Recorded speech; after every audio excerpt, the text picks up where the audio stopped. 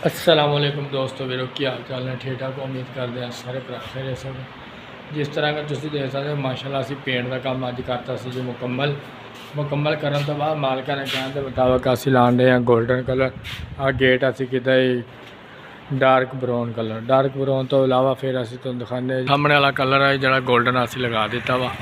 यानी कि फिलहाल की कड़ी तो चेक करावे ला के लाने तो बाद फिर असी तुम दिखावे कि पूरी जाली सही लगती है कि कल यही सोहना लगता।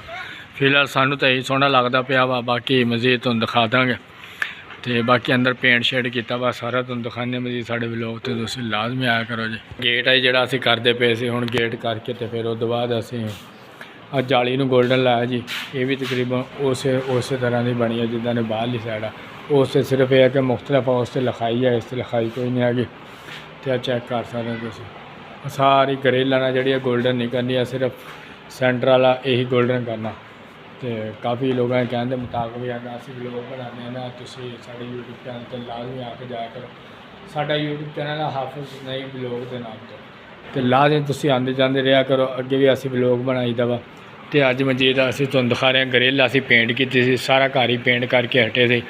तो बाद मालिका ने कहने मैं यार कहने सनासी है जी आह ये तुसी गोल्डन करनी है। अस क्या ठीक हो गया जी। गोल्डन मैं दो करतियाँ ने मजीद हम मालिक आते उन्होंने दिखाने। तो बाकी मैं नाल दा उधर लग्या खड़ा वा, चेक कर सकते हो तुसी जी। ये भी बंदा नाल शिफ्टिंग ते लाया है वा। अगे इन्हें ना भाजी कंधा यार सैड वालियां तो फिर लिपी है ना नहीं चढ़दी इन्नी यार स्लो इदा कट लाना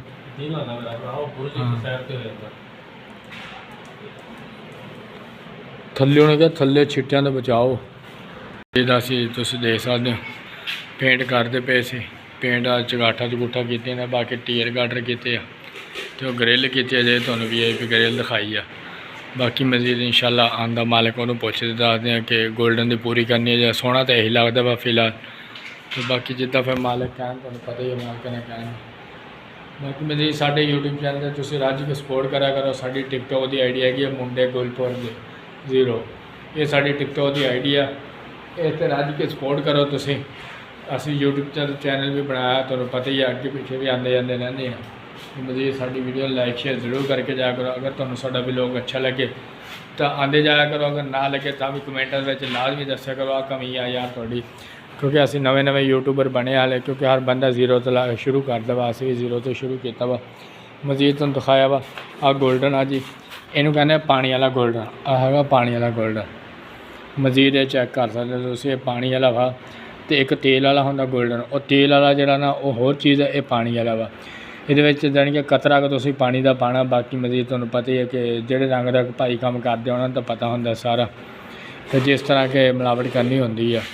बाकी मजीद अस तो करते रहे सानू तो पता वा ये पानी वाला वा। कई लोग पुछते दसते रहते हैं कि यार ना केड़ा लाइए लाना तो नहीं अच्छे लगते हैं जो मर्जी ला लो। मजीद वो कारीगर ने मुकती है जिदा अगला चाहे उदा करनी चाहिए तुम्हें पता ही है। तो ब्लैक कलर असी पेंट लाने ब्राइटो का सब तो अच्छा माल है। ब्राइटो का तुम भी ब्राइटो का माल लगवा के एक दफ़ा चेक करो। अगर तुम्हें मजीद अच्छा ना लगे तो तुम गल बात ही करनी है, पहले तुम सानू शेयरिंग कर देनी है क्योंकि असी वीडियो तो आते जाते रहने।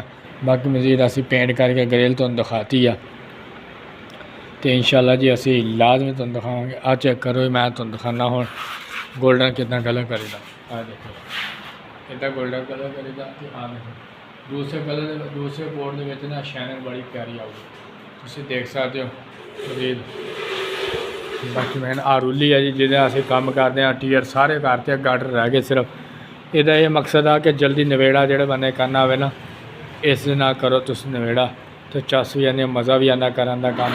तो बाकी मजीद तुम देख सकते हैं आरूली मेरे हाथ में जिस मैं गोल्डन कलर का सही है ना बुकर आज सामने देखे थे नजम आ गोल्डन कलर का हम किया वा इधर सामने करके। तो बाकी मजीद सपोर्ट रज के करो साढ़े यूट्यूब चैनल तुम आते जाते रहा करो। जो मैं नाल दा लग्या क्योंकि नवा हाले भर्ती किया ना हो जाऊगा ट्रेन थोड़ा जहा